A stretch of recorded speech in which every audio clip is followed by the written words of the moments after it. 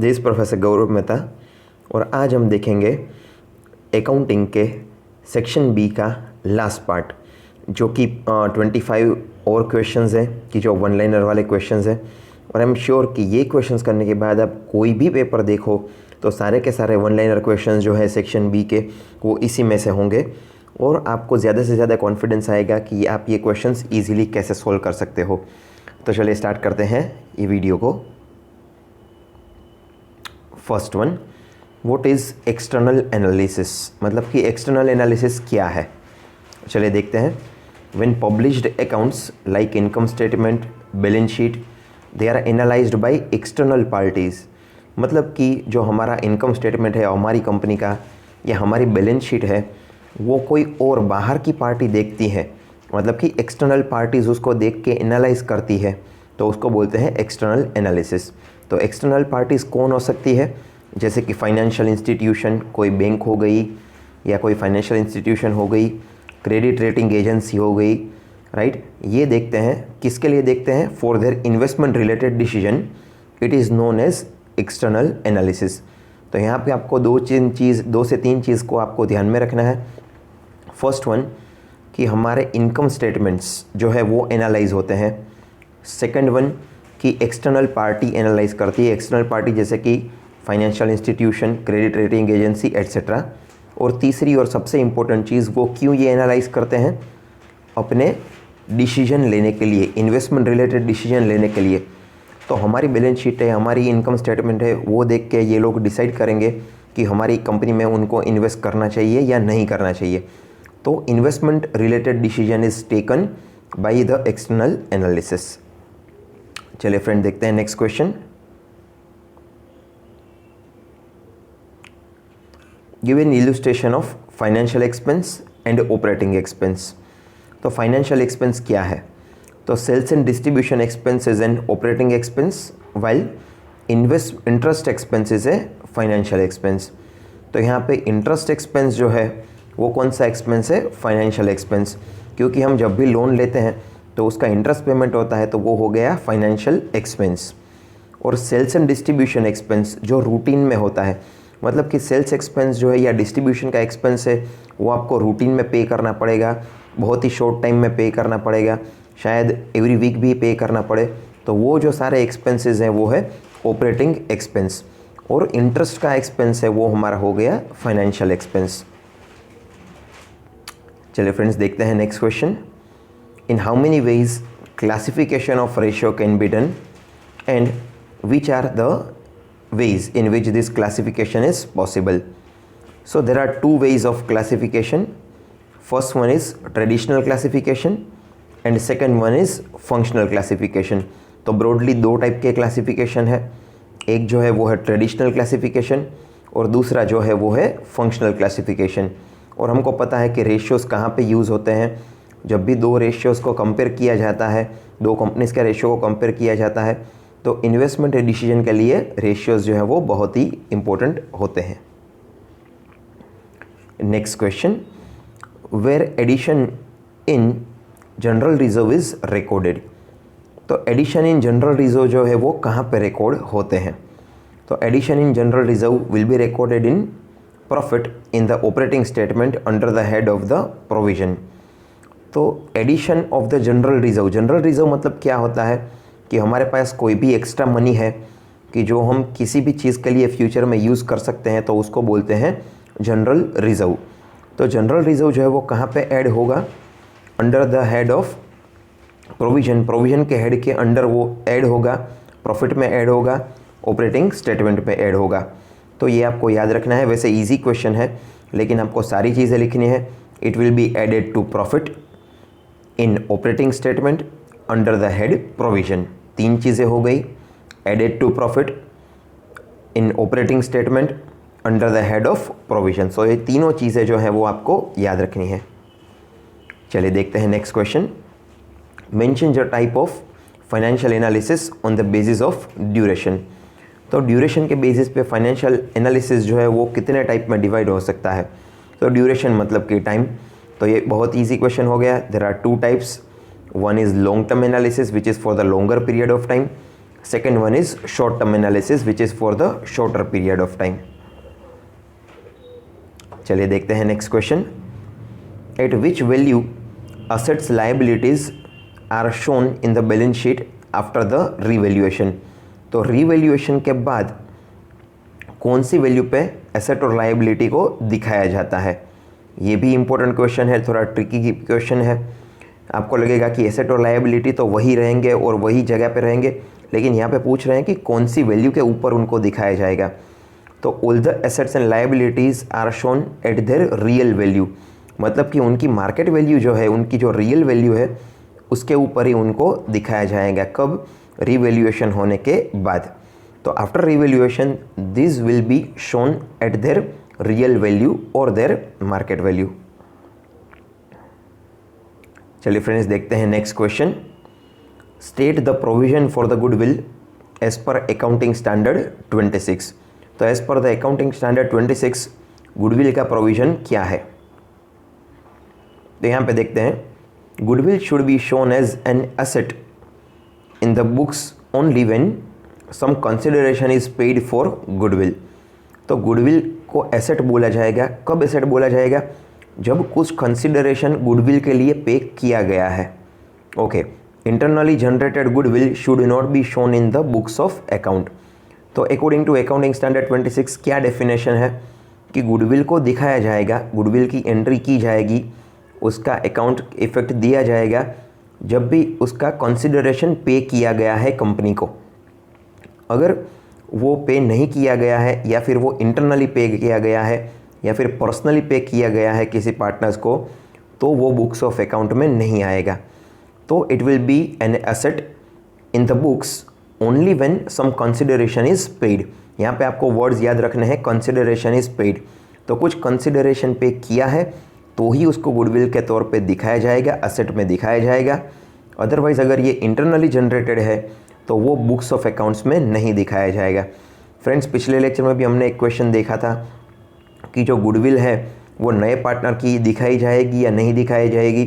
तो अगर नया पार्टनर है वो पुराने पार्टनर को पर्सनली दे देता है पेमेंट गुडविल का, तो वो कंपनी के अकाउंट में नहीं दिखाया जाएगा, क्योंकि वो तो पुराने पार्टनर को या एग्जिस्टिंग पार्टनर को अभी पर्सनली दिया हुआ है, कंपनी को कुछ नहीं दिया है। उसका मतलब कि कंपनी के बुक्स ऑफ अकाउंट में नहीं आएगा। लेकिन अगर नया पार्टनर जो है वो कंपनी को गुडविल के तौर पे पैसे देता है तो उसकी एंट्री एसेट में की जाएगी अंडर गुडविल। चलिए फ्रेंड्स देखते हैं next question. Explain the meaning of realisation account. तो रियलाइजेशन अकाउंट क्या है, उसका मीनिंग बताइए। चलिए देखते हैं। An account which is prepared at the time of dissolution to give the accounting treatment to disposed of assets and payment of liability is called as realisation account. तो ये sentence थोड़ा लंबा हो गया, अभी इसको पार्ट करके देखते हैं। तो रियलाइजेशन अकाउंट कब प्रिपेयर्ड होता है? पहले तो it is prepared at the time of dissolution. तो जब भी कंपनी का डिसोल्यूशन होता है तो उसके टाइम पे रियलाइजेशन अकाउंट को बनाया जाता है। किसके लिए बनाया जाता है? To give accounting treatment to dispose of assets and liabilities. मतलब कि डिस्पोज ऑफ करना है हमको। क्या डिस्पोज ऑफ करना है? जो भी पेमेंट बाकी है या जो भी असेट्स बाकी है उसको बेच के जो भी पैसा लेना है वो सब ले लेंगे। तो वो किसके लिए हो रहा है? अकाउंटिंग ट्रीटमेंट के लिए हो रहा है। असेट्स और लायबिलिटी की अकाउंटिंग ट्रीटमेंट को ख़त्म करने में, कंसिडर करने के लिए जो भी होगा उसको बोला जाएगा रियलाइजेशन अकाउंट। तो यहाँ पे दो चीज़ें इंपॉर्टेंट है। एक कि ये बनाया जाएगा डिसोल्यूशन के टाइम पे, दूसरा कि असेट्स और लायबिलिटी को डिस्पोज किया जाएगा, उसको बोलते हैं रियलाइजेशन अकाउंट। ये अगर आपको इसमें 1 मार्क 100% लेना है तो दोनों ही चीज़ें आपके आंसर में आनी चाहिए। चलिए फ्रेंड्स देखते हैं next question. Mention the type of debentures as per the condition of redemption. तो रिडेम्पशन के ऊपर डिबेंचर के कौन कौन से टाइप्स हैं? तो वन इज़ रिडीमेबल डिबेंचर, जिसको रिडीम किया जा सकता है, और सेकंड वन इज़ परपेचुअल, और इसको बोलते हैं इरिडीमेबल डिबेंचर, कि जिसको रिडीम नहीं किया जा सकता। ये भी बहुत इंपॉर्टेंट क्वेश्चन है, कई बार पूछा जाता है, तो आपको याद रखना है कि आप कोई भी दूसरा आंसर इसमें ना लिखें। चलिए देखते हैं next question. To which activity increase or decrease of bank overdraft is recorded. तो बैंक ओवरड्राफ्ट है वो कौन से टाइप की एक्टिविटी है? फ्रेंड्स हमको ऑलरेडी पता है कि 3 टाइप की ही एक्टिविटी ओवरऑल अवेलेबल है। एक है ऑपरेटिंग एक्टिविटी, एक है फाइनेंसिंग एक्टिविटी और एक है इन्वेस्टिंग एक्टिविटी। तो अगर आप यहाँ पे देखें, यहाँ पे बात हो रही है ओवरड्राफ्ट की, तो यहाँ पे कोई इन्वेस्टमेंट नहीं हो रहा है।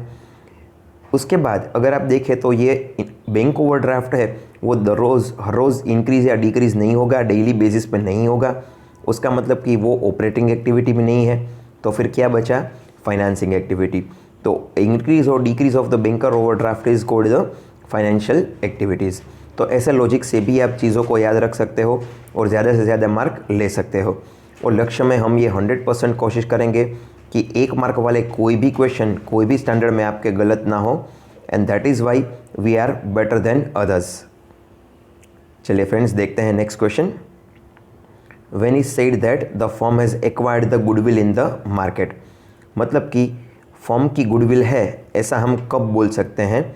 When can it be said that the firm has goodwill in the market. तो चलिए देखते हैं। Firm has goodwill, a firm has goodwill which has the capacity to earn more profit than the common firm and due to it is reputation, so specific stable customer and other reasons are also there. तो यहाँ पे क्या हो रहा है कि firm के पास goodwill है, ऐसा हम कब बोल सकते हैं?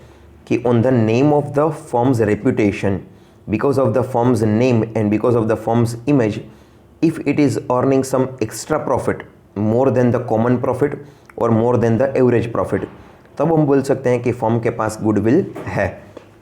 तो फर्म के पास गुडविल है वो कब बोल सकते हैं हम? कि उसके पास अगर कैपेसिटी है, किसकी कैपेसिटी है? To earn more profit than expected on the basis of the name that the firm is having in the market. तो फर्म का जो नाम है उसके बेसिस पे वो जो एक्स्ट्रा मनी अर्न कर रही है या एक्स्ट्रा पैसा जो कमा रही है उसको बोलेंगे हम गुडविल। तो तब बोल सकते हैं कि फर्म के पास गुडविल जो है वो एक्वायर किया हुआ है। चलिए फ्रेंड्स देखते हैं next question. Where are the self constructed assets and capitalised expense recorded, मतलब कि सेल्फ कंस्ट्रक्टेड कुछ एसेट्स हैं, कंपनी ने खुद ही कंस्ट्रक्शन किया है और बनाए हैं, जैसे ऑफिस हो गया, बिल्डिंग हो गया, या फिर कैपिटलाइज्ड एक्सपेंस है वो कहाँ रिकॉर्ड होगा? तो ये दोनों जो रिकॉर्ड होगा वो होगा इन्वेस्टिंग एक्टिविटी में। क्यों इन्वेस्टिंग एक्टिविटी में होगा?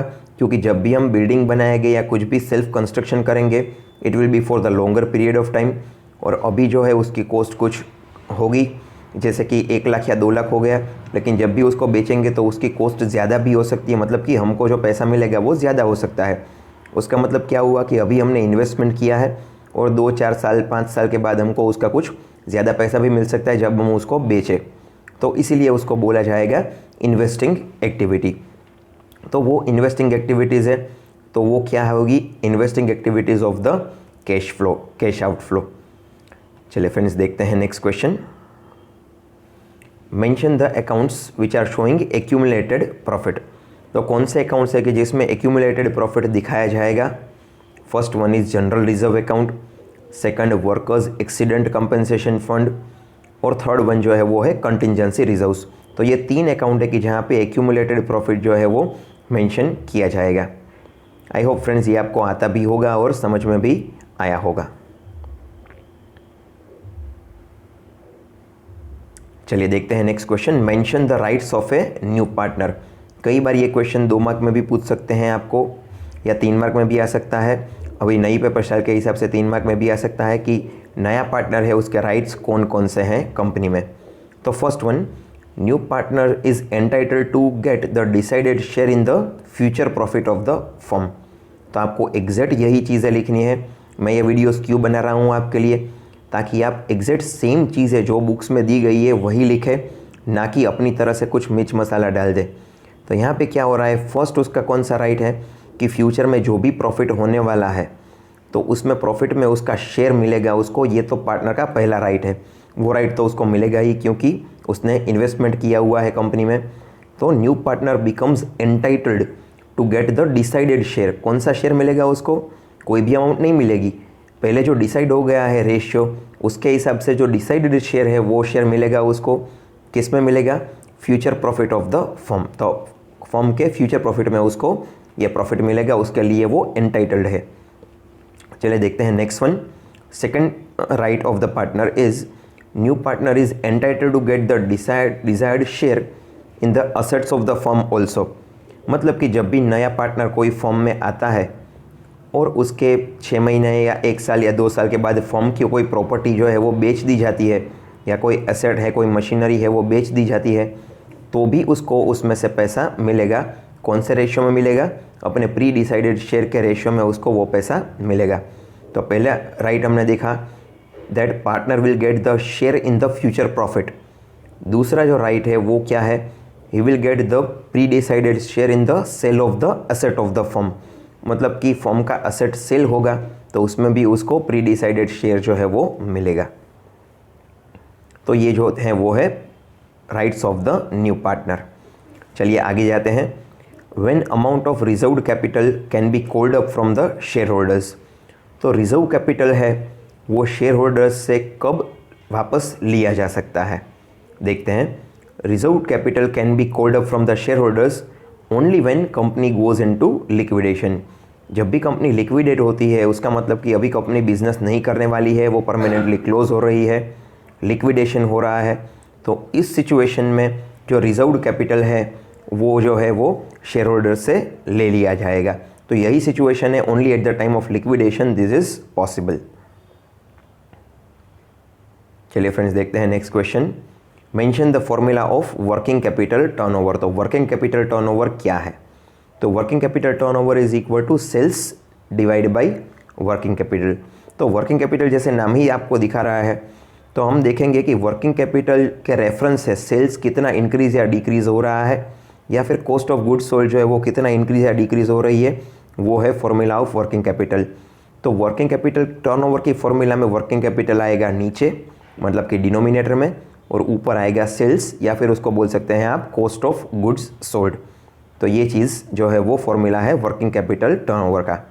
और फ्रेंड्स मैं बता दूं कि वर्किंग कैपिटल टर्नओवर जितना ज़्यादा हो कंपनी का उसके लिए उतना ही अच्छा है। उसका मतलब क्या है कि जो कंपनी के पास पैसा है वो जल्दी घूम रहा है, मार्केट में घूम रहा है का मतलब क्या है कि एक से पेमेंट दिया, दूसरे से लिया, फिर तीसरे को दिया, फिर चौथे से लिया, तो ये कंटिन्यू साइकिल जो है वो जल्दी जल्दी हो रहा है, उसको बोलेंगे वर्किंग कैपिटल टर्नओवर। क्योंकि किसी एक जगह आपका पैसा अगर फंस जाता है तो आपका टर्नओवर रुक जाएगा। मतलब कि मान लीजिए किसी से आपको पेमेंट लेना है, वो नहीं आया है, और आपको किसी को पेमेंट देना पड़ रहा है, तो आपका टर्नओवर जो है वो रुक सकता है। तो इस सिचुएशन में वर्किंग कैपिटल टर्नओवर आपका बहुत ही कम हो जाएगा। चलिए फ्रेंड्स देखते हैं next question. What is horizontal analysis? The comparison of financial statement of different years is called the horizontal analysis. मतलब कि अलग अलग सालों का फाइनेंशियल स्टेटमेंट अगर कंपेयर कर रहे हो, जैसे कि रिलायंस इंडस्ट्रीज़ को लास्ट ईयर में कितना प्रॉफिट हुआ था, उसके पहले ईयर में कितना प्रॉफिट हुआ था, उसके भी पहले ईयर में कितना प्रॉफिट हुआ था, तो उसको बोलेंगे हॉरिजॉन्टल एनालिसिस। तो सिंपली हम अगर बोले तो वो है comparison of the financial statement of different years. किसका कंपैरिजन है? फाइनेंशियल स्टेटमेंट्स का। कब के लिए? अलग अलग सालों के लिए, तो वो बोलेंगे हॉरिजॉन्टल एनालिसिस। चलिए फ्रेंड्स देखते हैं next question. In which forms the ratios can be presented? तो रेशियो को कौन से फॉर्म में प्रेजेंट किया जा सकता है? तो इसको अलग अलग फॉर्म में प्रेजेंट किया जा सकता है, जैसे कि परसेंटेज फॉर्म में, ग्रॉस प्रॉफिट रेशियो है, नेट प्रॉफिट रेशियो है, उसको हम परसेंटेज फॉर्म में कैलकुलेट करते हैं। फिर टाइम्स में भी दिखा सकते हैं कि एक जो चीज़ है वो दूसरे से कितने टाइम्स ज़्यादा या कम है। फिर फ्रैक्शन में भी हो सकता है, मतलब कि x डिवाइड बाई वाई के फॉर्मेट में हो सकता है। फिर डेज़ में भी हो सकता है, वीक्स या मंथ में भी हो सकता है। तो रेशियोज़ जो है वो किसी भी फॉर्मेट में इसको दिखाया जा सकता है। तो अलग अलग रेशियोज़ जो है वो अलग अलग चीज़ों में दिखाया जाएगा। चलिए देखते हैं next question. Mention the meaning of cash flow statement. तो कैश फ्लो स्टेटमेंट क्या है? So a statement provided information about the generation of the cash flow during a year is called the cash flow statement.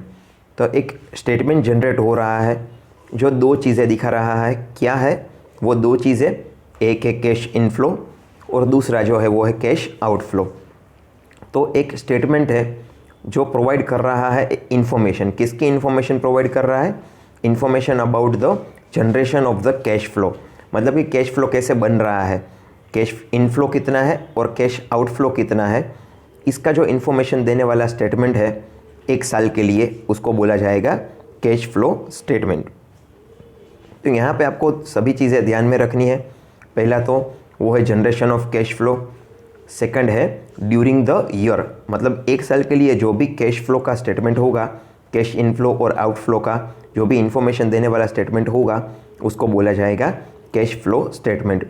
ये ऐसा question है friends कि इसमें आप अपनी तरह से कुछ भी नहीं लिख सकते। अगर एग्जैक्ट यही आंसर नहीं आ रहा है तो आपका आंसर वो पक्का गलत जाएगा और 0 मार्क्स आपको मिल सकते हैं। चलिए देखते हैं नेक्स्ट क्वेश्चन। वो is called the debenture holder. अभी कुछ क्वेश्चन 4 से 5 क्वेश्चन बाकी है हमारे इस लेक्चर में, तो चलिए देखते हैं। Who is called the debenture holder. So those who get the debentures by giving money to the company और have purchased from the market are known as the holder of the debenture or debenture holder. मतलब मैं आपको बहुत ही simple language में आपको बताऊं तो कोई भी पर्सन है वो डिबेंचर ले रहा है, या तो कंपनी से खरीद रहा है, कंपनी से परचेस कर रहा है, या फिर कंपनी की बाहर किसी से वो रीपरचेस कर रहा है। मतलब कि किसी के पास ऑलरेडी डिबेंचर है, उसको बेचना है, उससे परचेस कर लिए वो बंदे ने, या फिर कंपनी के पास जाके परचेस कर लिए, तो उसको बोला जाएगा होल्डर ऑफ द डिबेंचर या फिर डिबेंचर होल्डर। मतलब कि जो डिबेंचर जिसके पास खुद का डिबेंचर है उसको बोलेंगे डिबेंचर होल्डर। तो ये डिबेंचर कैसे परचेस हो सकते हैं फ्रेंड्स? 2 ही तो मेथड है, या तो आप सीधा कंपनी के पास जाके परचेस कर लो, या फिर किसी के पास अभी डिबेंचर अवेलेबल है उसको बेचना है तो उससे परचेस कर लो। तो परचेस जिसने किया हुआ है उसको बोला जाएगा होल्डर ऑफ द डिबेंचर या फिर डिबेंचर होल्डर। चलिए फ्रेंड्स देखते हैं next question. What is vertical analysis? अभी हमने देखा था कि हॉरिजॉन्टल एनालिसिस क्या है। तो हॉरिजॉन्टल एनालिसिस क्या था कि जब भी हम अलग अलग साल के प्रॉफिट्स जो है वो कंपेयर करते हैं एक ही कंपनी के, तो उसको बोलते हैं हॉरिजॉन्टल एनालिसिस। अभी वर्टिकल एनालिसिस क्या है? It is the comparative analysis for 1 year among different units of different financial statements. इसको बोलते हैं वर्टिकल एनालिसिस। तो हॉरिजॉन्टल एनालिसिस में बहुत सालों का प्रॉफिट हम कैलकुलेट करते हैं और कंपेयर करते हैं, लेकिन वर्टिकल एनालिसिस में हम क्या करते हैं, एक ही साल का जो प्रॉफिट है या एक ही साल का जो स्टेटमेंट है वो कंपेयर करते हैं, लेकिन अलग अलग यूनिट का जो प्रॉफिट है वो हम कंपेयर कर सकते हैं। जैसे कि रिलायंस की 10 ब्रांचेज़ है इंडिया में, तो सभी ब्रांचेस के प्रॉफिट अब अगर आपको कैलकुलेट करने हैं, कंपेयर करने हैं एक ही साल के, तो उसको बोला जाएगा वर्टिकल एनालिसिस। और अगर रिलायंस के 2020 के प्रॉफिट, 2021 के प्रॉफिट, 2022 के प्रॉफिट ऐसे कंपेयर किया जाएगा तो उसको बोला जाएगा हॉरिजॉन्टल एनालिसिस। उसमें एक ही यूनिट का profit year on year compare होता है, और वर्टिकल एनालिसिस में अलग अलग यूनिट्स का प्रॉफिट जो है वो कंपेयर होता है, लेकिन ये एक साल का ही रहता है। जैसे कि 2020 का रिलायंस का अहमदाबाद ब्रांच का, रिलायंस का बॉम्बे ब्रांच का और रिलायंस जामनगर ब्रांच का अगर प्रॉफिट कंपेयर किया गया तो उसको बोला जाएगा वर्टिकल एनालिसिस। यहाँ पे ईयर जो है वो नहीं बदलता है। तो फॉर एक ही साल के लिए जब भी फाइनेंशियल स्टेटमेंट्स को कंपेयर किया जाता है, उसका कंपेरेटिव एनालिसिस किया जाता है, तो उसको बोलते हैं वर्टिकल एनालिसिस। चलिए देखते हैं next question. What is indicated by interest coverage ratio? तो इंटरेस्ट कवरेज रेशियो जो है वो क्या इंडिकेट करता है, वो क्या है basically? It shows the relationship between the earning before interest and tax and the interest on long term debenture. तो वो किसका रिलेशन है इंटरेस्ट कवरेज रेशियो? एक तो है earning before interest and tax मतलब कि EBIT, एंड दूसरी चीज़ कि interest on long term debenture.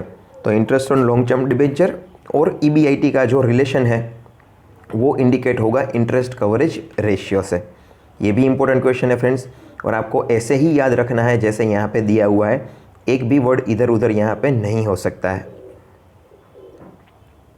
Question number 99, for what purpose a new partner admitted in the firm?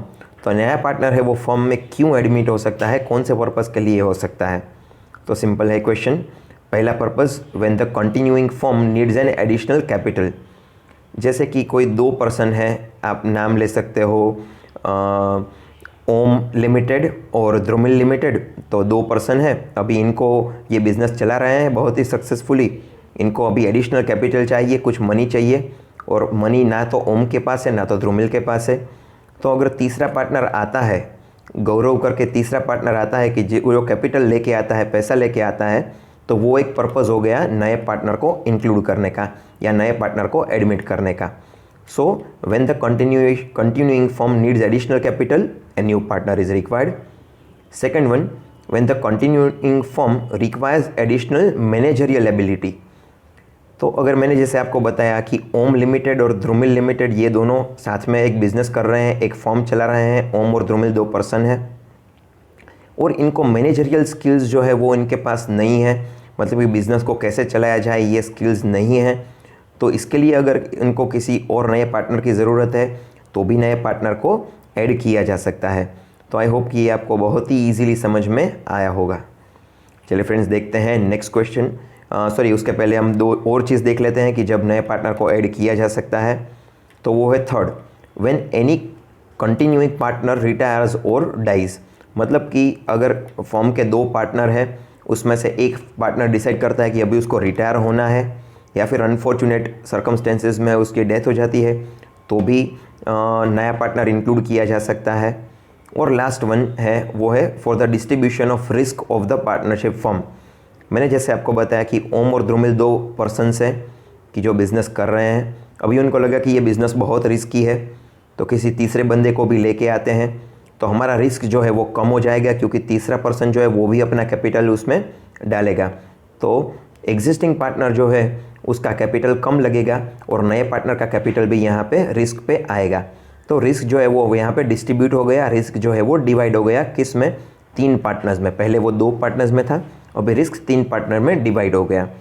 तो चलिए, ये 4 रीजन्स है कि जहाँ पे आप नए पार्टनर को एंट्री दे सकते हो। अभी देखते हैं हमारा question number 100, very special. What is voluntary dissolution? तो वॉल्यूंटरी डिसोल्यूशन क्या है? When all partners agree to dissolve the firm. पहले तो आपको पता होना चाहिए कि डिसोल्यूशन क्या है, तो हमको ऑलरेडी पता है डिसोल्यूशन मतलब कि closing down the firm on the permanent basis. ठीक है, तो वॉल्यूंटरी डिसोल्यूशन क्या है कि जब भी सभी पार्टनर्स अग्री करते हैं कि भाई ये फर्म को डिसोल्व किया जाए, तो वो पॉइंट जो है टाइम, वो बोलेंगे वॉल्यूंटरी डिसोल्यूशन। वॉल्यूंटरी मतलब कि अपने आप ही, अपनी मर्जी से, कोई फोर्स नहीं कर रहा है, लेकिन अपनी मर्जी से ही आप जो फर्म है उसको डिसोल्व कर रहे हो या फर्म है उसको फिनिश कर रहे हो। So when all partner agree to dissolve the firm, partnership firm can be dissolve at any point of time. तो जब भी सभी पार्टनर्स अग्री कर रहे हैं कि यस, अभी ये बिज़नेस को हमको कंटिन्यू नहीं करना है, तो उसके लिए जब भी कंपनी बंद होगी या डिसोल्व होगी तो उसको बोला जाएगा वॉल्यूंटरी डिसोल्यूशन। तो फ्रेंड्स, हम इस लेक्चर में इतने ही क्वेश्चंस रखेंगे, 25 क्वेश्चंस कि जो बहुत इंपॉर्टेंट क्वेश्चंस हैं। हमने ऑलरेडी 4 वीडियोस देखे हुए हैं 25 क्वेश्चंस वाले, तो 100 क्वेश्चन जो है वो यहाँ पे हमारे कंप्लीट होते हैं। एक और वीडियो में लाने वाला हूँ 25 क्वेश्चंस का, कि जो थोड़े ट्रिकी क्वेश्चंस होंगे, जो थोड़े डिफ़िकल्ट क्वेश्चन होंगे, लेकिन अगर आपको ये 100 क्वेश्चंस आ जाते हैं तो ही आप वो लास्ट वीडियो जो है वो कर सकते हैं, ताकि जो 20 मार्क्स सेक्शन ए और बी वाले हैं उसमें आपको बहुत ही ज़्यादा सपोर्ट मिलेगा और आपका 1 मार्क भी उसमें कट नहीं होगा। आफ्टर ऑल यही स्ट्रेटेजी है लक्ष्य की। चलिए friends, so that's it from professor doctor Gaurav Mehta today. Good bye.